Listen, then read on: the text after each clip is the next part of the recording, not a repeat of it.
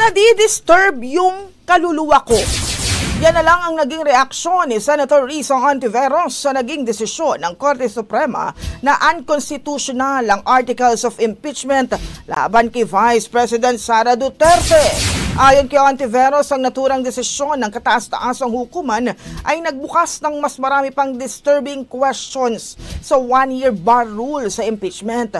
Anya, lubos siyang nadismaya na humadlang ang Supreme Court sa isang tungkulin na solo lang dapat sa Senado, alinsunod sa konstitusyon.